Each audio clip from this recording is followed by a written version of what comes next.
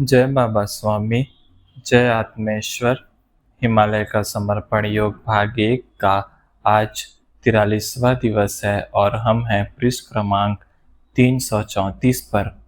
गुरुदेव कहते हैं, उस गुरु तत्व को मैंने बाकी जीवन काल में संभाल कर रखा और बाद में तुम्हारे भीतर प्रवाहित कर दिया।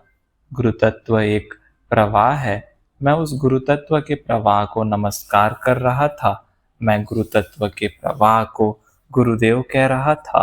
जब वह मेरे भीतर था तब मैं दर्शन न कर सका, पर जब मेरे गुरुदेव के शरीर में था तब दर्शन कर सका, और फिर जब तुम्हारे शरीर में प्रवाहित किया तब दर्शन कर सका।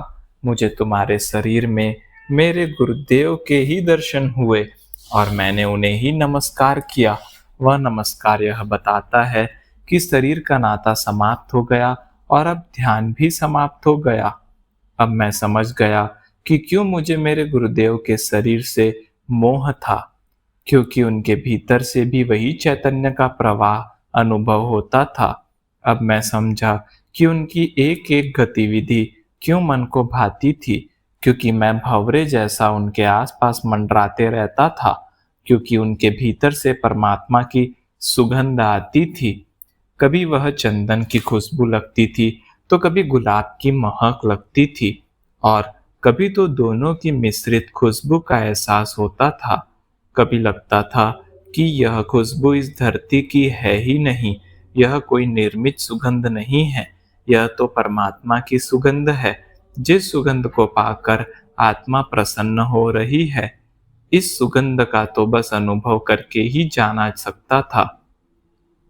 अब वह सुगंध गुरुदेव ने मेरे भीतर प्रवाहित कर दी, और अब मैं अपने भीतर की सुगंध को कैसे ले सकता हूँ?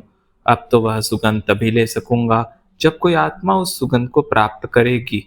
फिर उन आत्माओं को मिलने की इच्छा जागी तो इस सुगंध को ग्रहण कर सके।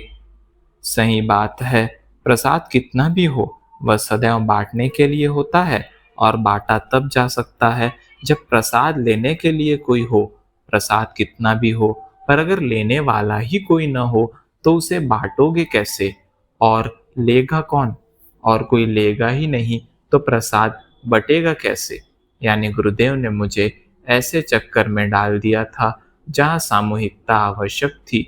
प्रसाद बांटने के लिए दिया था, पर यहाँ दूसरा कोई था ही नहीं। यानी इस प्रसाद को बांटने के लिए मुझे कोई लेने वाला चाहिए। लेने वाले नहीं हैं, यानी गुरु का कार्य इस वीरान टापू पर तो कभी संभव नहीं हो सकता है। यानी बांटने का कर्म इस टापू पर, इस ब्रह्मपुत्र नदी के किनारे तो नहीं हो सकेगा। अब यहाँ से जाना ही होगा, पर जाएंगे कैसे? गुरुदेव ने कहा था, यहाँ से जाने का प्रयत्न मत करना, जब उचित समय आएगा तो स्वयं ही हो जाएगा। मैं भी उठा और फिर जंगल में गया। एक नई लता खोजी ताकि मैं उसे कमर पर रस्सी से बांध सकूं, और 2 केले के पत्ते लिए और उन्हें मोड़कर लंगोट जैसा कसकर बांध लिया। फिर मैं उस ओटलेनुमा पत्थर के पास जाकर बैठ गया। अभी भी गुरुदेव का सानिध्य उस स्थान पर मैं अनुभव कर रहा था। शाम हो गई थी। गुरुदेव को नमस्कार किया और ढलान पर 3 पत्थरों के बीच बनी हुई छोटी सी खड्डेनुमा जगह पर सोने का निर्णय लिया। रात भर काफी ठंड थी और इसके कारण ठीक से नींद नहीं आई थी। सुबह फिर झरने पर चला गया। यह झरना काफी ऊपर से आ रहा था, इस कारण इसमें गति थी, और झरने का पानी भी काफी ठंडा था और पानी एकदम स्वच्छ था। खूब आराम से नहाया। अब कोई काम बाकी नहीं था, न कहीं जाना था और न कोई राह देख रहा था। नहाने के बाद फिर एक लता को ढूंढा, उसे रस्सी के समान कमर से बांधकर फिर 2 केले के लंबे पत्तों के टुकड़े लिए और उन्हें लंगोट जैसा बांध लिया। अब यही मेरा वस्त्र था। बाद में फिर गुरुदेव की चिता के पास जाकर ध्यान करने लग गया, और ध्यान करते करते ही गुरुदेव की ऊर्जा शक्ति का अनुभव हुआ। वे कह रहे थे, हमारी भारतीय संस्कृति में परंपरा से शाश्वत शांति पर कार्य हुआ है, और इसकी खोज में प्रत्येक संत महात्मा ने अपना योगदान दिया है, और इसी आत्म शांति की खोज करते करते आत्मज्ञान की प्राप्ति हुई है और आत्मज्ञान प्राप्त हो जाने के बाद मनुष्य को क्या करना चाहिए और क्या नहीं करना चाहिए इसका ज्ञान हुआ और इसी आत्मज्ञान के आधार पर उसने मनुष्य की जीवन पद्धति को कुछ नियमों व कर्मों के आधार पर तैयार किया। कौन से कर्म करने चाहिए और कौन से कर्म नहीं करने चाहिए इसका विकास हुआ और जो कर्म उचित है उन्हें किया जाना चाहिए ऐसा अनुभव बताया गया और उन्हें पुण्य कर्म व अच्छे कर्म का नाम दिया गया और जो कर्म अच्छे नहीं थे उन्हें पाप कर्म का नाम दिया गया। इस प्रकार से कर्मों का विभाजन हुआ। पुण्य कर्म और पाप कर्म की दृष्टि से आत्मा के अलग अलग वर्गीकरण हुए हैं। जो पुण्य कर्म करती है वह पुण्यवान आत्मा के नाम से जानी जाती है। इस आत्मा के साथ अच्छे कर्मों का भंडार होता है। ठीक इसी प्रकार बुरे कर्मों के भंडार वाली आत्मा बुरी आत्मा या पापी आत्मा कहलाई। यानी किए गए कर्मों के कारण पुण्यवान आत्मा व पापी आत्मा कहलाई और फिर कर्मों को प्रधानता दी गई। कर्मों की प्रधानता से ही कुछ धर्मों या उपासना पद्धतियों का निर्माण हुआ जिसमें परमात्मा के अस्तित्व को ही नकारा गया। अच्छा कर्म करोगे तो अच्छा फल मिलेगा और बुरा कर्म करोगे तो बुरा फल मिलेगा। फिर परमात्मा का कोई महत्व ही नहीं रह गया। सारा जीवन ढांचा कर्मों के आधार पर ही खड़ा कर दिया। कर्मों को इतना महत्व दिया गया कि कर्म कराने वाली कोई शक्ति भी है उस पर ध्यान ही नहीं दिया गया। कर्म ही सब कुछ हो गए। कोई ऊर्जा शक्ति है जो कार्य करने में सहायक होती है इस बात को भुला दिया गया और कई वर्षों तक जब कर्म प्रधानता की बात की गई तो फिर बाद में सारे नियम पुस्तक में सिमट कर रह गए। ये पुण्य कर्म है, इन्हें करना ही चाहिए। ये नियम, ये पाप कर्म है, इन्हें नहीं करना चाहिए। उसके ये नियम। मनुष्य तो नियमों में ही फंस कर रह गया। अगर मोक्ष की प्राप्ति चाहते हो तो इन नियमों का पालन करना ही होगा। सारे मनुष्य समाज को विकसित करने के लिए इन नियमों का आधार बनाया गया। इस ताने बाने के आधार पर ही कुछ शास्त्र भी तैयार हो गए पर परमात्मा दूर हो गया और फिर सारा सजीव ज्ञान जो अनुभूति पर आधारित था, जिस ज्ञान के कारण क्या करना चाहिए और क्या नहीं करना चाहिए को समझा गया, वह सजीव ज्ञान छूट गया और फिर पुस्तकों में लिखा गया निर्जीव ज्ञान ही समाज में प्रसिद्धि पा गया। और इसका मुख्य कारण था किताब को पढ़ना आसान था, किताब को पढ़कर सुनाया जा सकता था। किताब पढ़ना, किताब पढ़कर सुनाना और किताब का पठन सुनना सब शारीरिक क्रियाएं थी जो कोई भी मनुष्य आसानी से कर सकता था। और मनुष्य स्वभाव से आलसी है। जो आसानी से मिल जाए वह जल्दी पकड़ता है। इसीलिए इन पुस्तकों को ही पकड़ लिया और फिर इसी आधार पर शास्त्र बनाए गए और जो शास्त्र पढ़ने का कार्य करते थे वे शास्त्री कहलाए। यह सब आसान था, इसी कारण बड़ी आसानी से प्रचार हो गया और शास्त्र के नियमों को ही पकड़ लिया।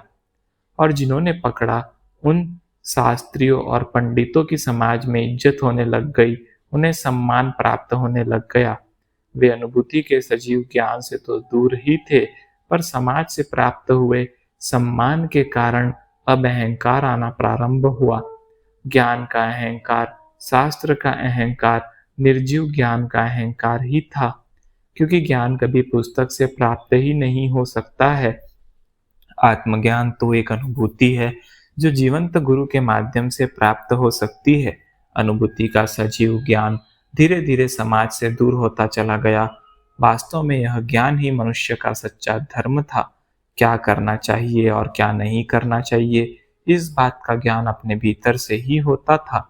यह अनुभूति की प्रक्रिया कठिन थी क्योंकि इसमें अनुभूति को कराने वाले माध्यम सद्गुरु नहीं थे। सद्गुरु समाज से दूर जाकर जंगल में ध्यान साधना करते थे और उस जंगल में ही उस ज्ञान को प्राप्त करते थे, पर वे बाद में समाज में जाते ही नहीं थे।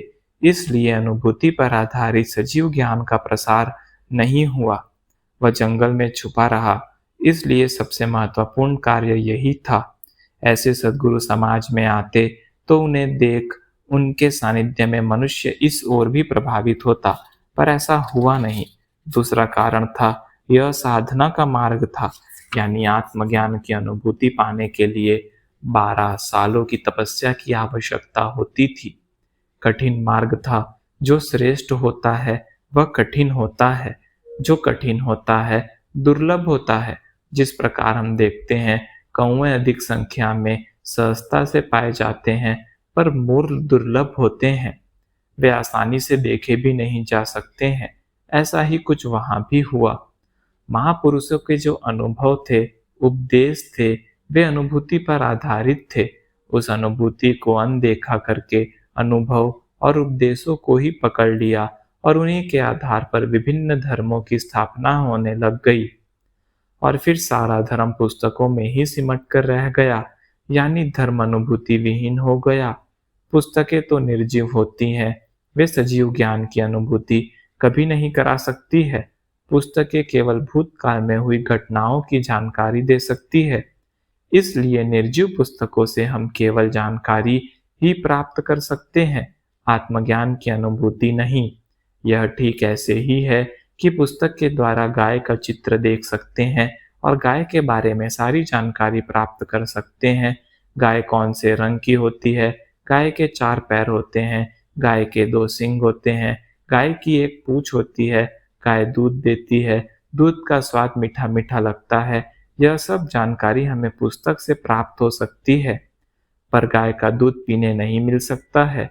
और अगर गाय के दूध का स्वाद लेना हो तो हमें जीवंत गाय के पास ही जाना होगा। पुस्तक की गाय दूध नहीं दे सकती है। ठीक इसी प्रकार से पुस्तकों से कभी आत्मज्ञान की अनुभूति प्राप्त नहीं हो सकती है, पर अनुभूति किन सद्गुरु से हो सकती है, उन सद्गुरु का वर्णन इन पुस्तकों में होता है। पुस्तक के ज्ञान से सद्गुरु पहचाने जा सकते हैं। ये पुस्तकें पढ़कर सद्गुरु से मिलने की इच्छा हो सकती है, यानी सद्गुरु के बारे में जानकारी मिल सकती है। और वास्तव में यही है।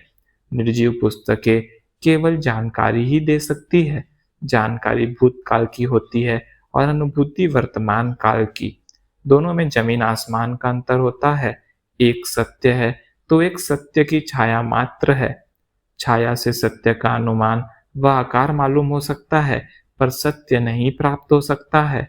और फिर मानव समाज ने इन पुस्तकों और शास्त्रों को ही पकड़ लिया, क्योंकि आसान था। जिन महाअनुभव ने इन शास्त्रों का निर्माण किया, उन्हें भुला दिया गया।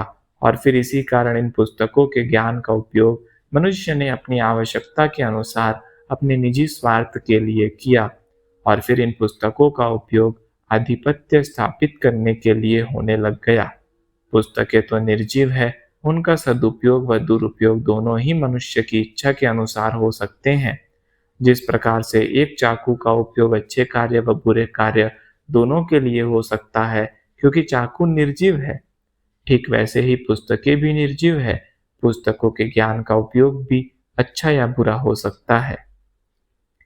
एक ओर अनुभूति पर आधारित आत्मज्ञान मानव जाति से दूर हो गया, तो आत्म शांति भी चली गई।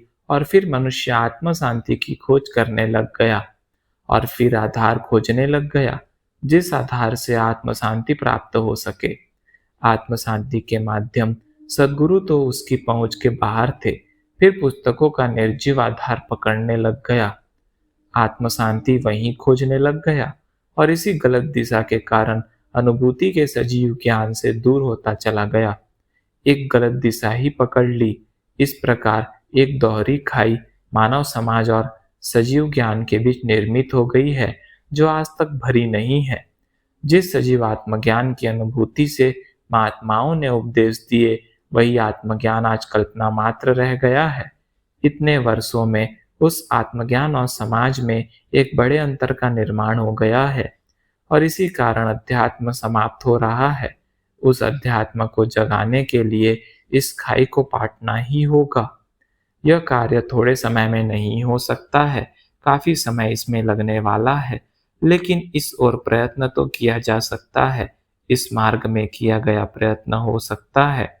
बड़ी आध्यात्मिक क्रांति न लाए, पर आध्यात्मिक क्रांति की नींव का पत्थर तो हो ही सकता है। किसी को तो नींव का पत्थर बनना ही पड़ेगा, मैं चाहता हूँ यह कार्य तुम करो, मैं चाहकर भी यह नहीं कर सका, मेरे पास जीवन ही नहीं था। प्रत्येक गुरु चाहते हैं जो कार्य उनके द्वारा अधूरा छूटा है उसे शिष्य पूर्ण करे, और यही सच्चे अर्थ में गुरु दक्षिणा होती है। मेरी इच्छा है तुम समाज में जाओ और सजीव ज्ञान का प्रसार करो। हो सकता है तुम्हारी बातें लोगों को नई लगे, विचित्र लगे, पर यह सजीव ज्ञान भी कुछ है, इसकी अनुभूति तो वे करके देख ही सकते हैं। शुरुआत किसी न किसी को तो करनी ही होगी। यहाँ जंगल में रहकर समाज परिवर्तन की कल्पना करना आसान है, पर समाज में परिवर्तन करने के लिए समाज में जाना ही होगा। कोयले की खदान के पास गए बिना कोयला निकाला नहीं जा सकता है। अगर समाज का ज्ञान दूर करना है तो समाज के पास जाना ही होगा, और प्रत्येक कार्य संपन्न होने के लिए नियति ने एक समय निश्चित किया है। उस समय तक वह समय बीते बिना वह कार्य संपन्न नहीं हो सकता है। अब 800 सालों की साधना के बाद अब 800 सालों तक कर्म क्षेत्र में उतरने का समय आ गया है। अब वह समय आ गया है कि यह मान कार्य प्रारंभ किया जा सकता है। अभी सारी धर्म व्यवस्था पुस्तकों पर आधारित है। पाप कर्म और पुण्य कर्म, इनके बारे में सारा ज्ञान भी पुस्तकों पर ही आधारित है। पुस्तकें शास्त्र बन गई हैं और शास्त्र के आधार पर ही धर्म आधारित है। शास्त्र के आधार पर ही निर्धारित होता है पुण्य कर्म कौन से हैं और पाप कर्म कौन से हैं। परंतु पुस्तक निर्जीव है और इसीलिए तो यह वर्णन कर सकती है कि पुण्य कर्म का क्या है और पाप कर्म क्या है। पर पुण्य कर्म घटित हो ऐसी प्रेरणा दे सकती है, पर ऊर्जा नहीं दे सकती है, और न ही पाप कर्म न हो ऐसी कोई व्यवस्था कर सकती है। यानी पाप और पुण्य की केवल जानकारी भर मिलना एक अधूरा ज्ञान है। संपूर्ण समग्र ज्ञान वह ज्ञान है जिसमें आपके हाथों से केवल पुण्य कर्म घटित हो, पर ऐसी समग्र ज्ञान की व्यवस्था समाज में नहीं है, और वह व्यवस्था है आत्मज्ञान। एक बार मनुष्य के भीतर आत्मज्ञान का दीपक जल जाए तब सब ज्ञान भीतर से ही मिलना प्रारंभ हो जाता है। पर आत्म अनुभूति प्राप्त किए बिना आत्मज्ञान प्राप्त नहीं हो सकता है, और आत्मज्ञान के बाद आत्मधर्म जागृत होता है, जो मनुष्य का स्वयं का अपना धर्म है। इस आत्मधर्म से हमारा आशय उस ज्ञान से है कि मनुष्य को क्या कर्म करना चाहिए, क्या नहीं करना चाहिए। यह आत्मधर्म जागृत होने के बाद मनुष्य को आत्मानंद प्राप्त होगा, और आत्मानंद प्राप्त होने के बाद आत्म समाधान मिलता है, और आत्म समाधान मिलने के बाद मनुष्य को आत्म शांति प्राप्त हो जाती है। यह वह शांति है जिसको पाने के लिए मनुष्य ने जन्म लिया है, और जिसे पाने के बाद पाने के लिए कोई इच्छा ही बाकी नहीं रह जाती है।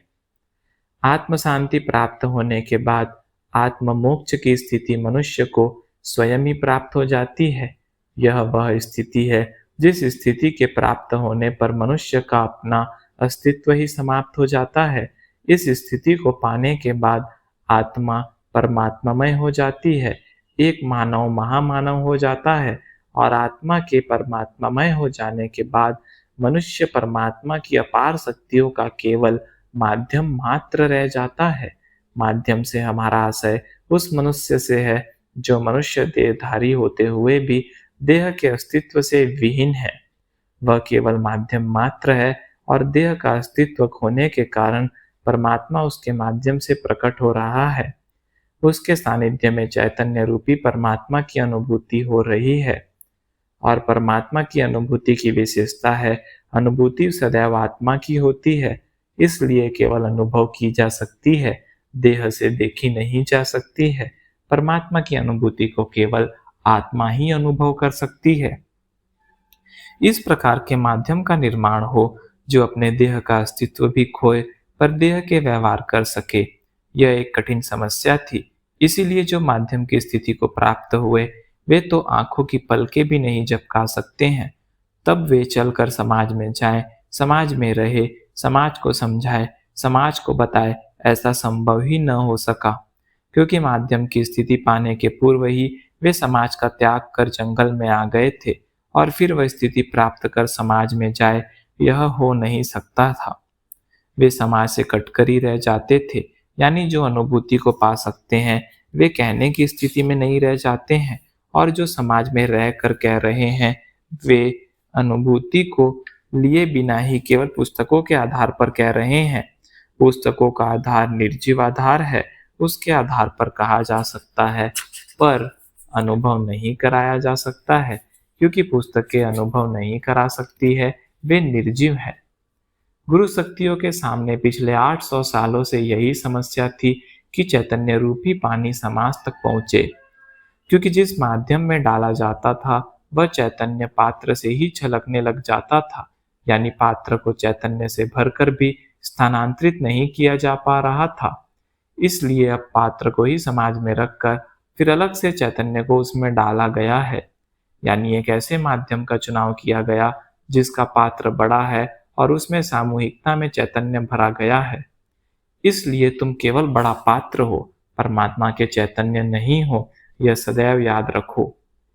इस प्रकार समाज के लिए तुम ही चैतन्य हो, क्योंकि तुम्हारे माध्यम के कारण ही समाज तक चैतन्य पहुंचा है, पर तुम्हारे लिए परमात्मा ही सब कुछ है जिसने चैतन्य भरा है, यानी पात्र एक का चैतन्य अनेक का, ऐसे माध्यम तुम हो।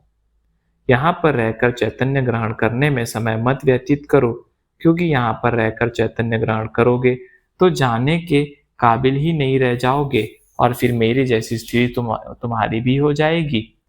तुम समाज में जाओ और भक्त और भगवान इन दोनों के बीच सेतु का कार्य करो। सेतु के बिना न तो भगवान भक्त तक पहुंच सकता है और न भक्त भगवान तक। ये दोनों एक दूसरे को देख सकते हैं पर स्पर्श नहीं कर सकते हैं। इसलिए तुम यहाँ पर बैठकर परमात्मामय मत बनो, क्योंकि ऐसा होने पर जाने वाला ही बाकी नहीं रहेगा तो जाएगा कौन। परमात्मामय मत बनो, परमात्मा का सेतु बनो, ताकि तुम्हारे माध्यम से परमात्मा अपने भक्तों तक पहुंच सके। मिष्ठान का भोजन करना आसान होता है, पर स्वयं भूखे रहकर मिष्ठान का भोजन खिलाना बड़ा कठिन कार्य है। पर यह कठिन कार्य करने के लिए ही तुम्हारा जन्म हुआ है, और यह कार्य करना ही तुम्हारा उद्देश्य है। अपने जन्म का उद्देश्य पहचानो और अपने जन्म के उद्देश्य के अनुसार कार्य करो। समाज में अनुभूति को पहुंचाओ। इस अनुभूति से समाज का आत्मधर्म जागृत होगा और आत्मज्ञान प्राप्त होगा। हो सकता है यह कार्य कठिन मालूम हो, नया मालूम हो, पर शुरुआत तो करनी ही होगी। तुम्हें बड़ी कठिनाइयों का सामना करना होगा। जो मंद बुद्धि हो गए हैं उन्हें भी समझाना होगा। मनुष्य की समझ को जागृत करना होगा, लोगों को जगाना होगा, और जो भी मनुष्य किसी को जगाता है वह समाज में प्रिय नहीं होता, क्योंकि वह जगा रहा है। इसलिए लोग तुम्हें पसंद भी नहीं करेंगे। हो सकता है तुम्हें परिणाम देर से प्राप्त हो, पर परिणाम मिलेंगे अवश्य। अरे बाबा, किसान खेत में बीज तो एक जैसा ही बोते हैं, पर जो बीज गहराई में चले जाते हैं, दबे हुए रहते हैं, उन्हें उगने में समय लगता है, पर उगेंगे अवश्य। ठीक वैसा ही है, अनुभूति सबको प्राप्त होगी। सामने वाला अज्ञान में कितना दबा हुआ है उस पर ही सब निर्भर है, पर यह तेरा कार्य क्षेत्र नहीं है। कौन सा बीज कितना गहरा दबा है, तेरा कार्य क्षेत्र है बीज बोना। तू केवल तेरा कार्य कर, बाकी सब बातों पर ध्यान मत दे। यह चैतन्य रूपी पानी समाज तक ले जाने के लिए एक बड़े पात्र की आवश्यकता थी। वह पात्र तू है। तेरे भीतर दूसरों को देने की अपार शक्ति है। उस पात्रता को वृद्धिगत करने में ही तूने 800 साल बिताए हैं। इसलिए सामने वाला ठीक से ग्रहण नहीं कर रहा है, ऐसा सोचकर तू अपनी देने की क्षमता मत कम कर। तू दे, देना तेरा कार्य है, लेना उसका कार्य है। उसे लेना हो तो लेगा, नहीं लेना हो तो नहीं लेगा। यह तेरा कार्य क्षेत्र नहीं है। तू अपना कार्य कर। पात्र का कार्य है चैतन्य को संभालना और देना। बस अपने कार्य तक ही रह। इसीलिए मैं कहता हूँ कि तेरा हंडा बहुत बड़ा है। मुझे अचानक ही मेरे पहले वाले गुरुदेव की याद आई। सब गुरु शरीर से, आकार से, रंग से अलग अलग से लगते हैं, पर वह बाहर का चोला है, भीतर से सारा गुरु तत्व एक ही है। इसलिए इन गुरुओं को देखना नहीं चाहिए, क्योंकि देखकर हम भ्रमित हो सकते हैं। इनमें अलग क्या है वह ही देखने लग जाएंगे, और फिर सब में समान क्या है वह देख नहीं पाएंगे। सब में जो समान है वह है परमात्मा। वह सब गुरुओं में समान प्रवाहित होता रहता है। हमारा सदैव उस प्रवाह पर ही ध्यान होना चाहिए। उस प्रवाह पर ध्यान आत्मा से ही रखा जा सकता है। शरीर से तो केवल शरीर पर ही ध्यान रखा जा सकता है। इसलिए कहते हैं कि गुरु शरीर नहीं है, यानी आप उसे न शरीर समझो और न देखो। सब बाहर से अलग-अलग दिखते हुए भी भीतर से सब एक ही है। इसीलिए सब एक ही बात करते हैं। दूसरा, ऐसा प्रतीत हो रहा है ये सारे गुरु मुझे किसी निश्चित दिशा में लेकर जा रहे हैं। वह दिशा क्या है यह इन सबको मालूम है, बस मुझे ही मालूम नहीं है। प्रत्येक गुरु मेरे जीवन में आते हैं, मेरा हाथ थामते हैं, मुझे गोद में लेते हैं और एक निश्चित दिशा में लेकर चलते हैं और एक निश्चित स्थान तक ही साथ चलते हैं, फिर किसी और को सौंप देते हैं। यानी मैं एक ऐसी नाव हूँ जो एक निश्चित दिशा में आगे बढ़ रही है, एक निश्चित समय में बढ़ रही है, एक निश्चित गति से बढ़ रही है, एक निश्चित दिशा में बढ़ रही है। उसे चलाने वाले समय-समय पर बदलते रहते हैं, ऐसा प्रतीत होता है, पर वास्तव में सब चलाने वाले एक ही है। वह दिशा मुझे मालूम नहीं है, फिर मैंने भी हार कर अपनी नौका उस दिशा में छोड़ दी है और यही सोचकर छोड़ी है कि नदी कितनी भी बड़ी हो, अंत में समुद्र तक ही पहुँचेगी। ठीक इसी प्रकार किसी भी दिशा में जाऊँ, जाना मेरा कार्य है, पर लक्ष्य तो परमात्मा ही है। किसी भी रास्ते से पहुँचूँ, क्या फ़र्क पड़ता है? अब सब कुछ उसके ही हवाले कर दिया है। अब जीवन में जो होता जाएगा, वह होने देंगे और क्या हो रहा है, वह दूर रहकर देखेंगे। किसी स्थिति में कहीं भी नहीं चिपकेंगे, न ही कहीं अटकेंगे, बस बहेंगे और बहेंगे उस प्रवाह में, जो प्रवाह समुद्र तक जाता है। जय बाबा स्वामी, जय आत्मेश्वर।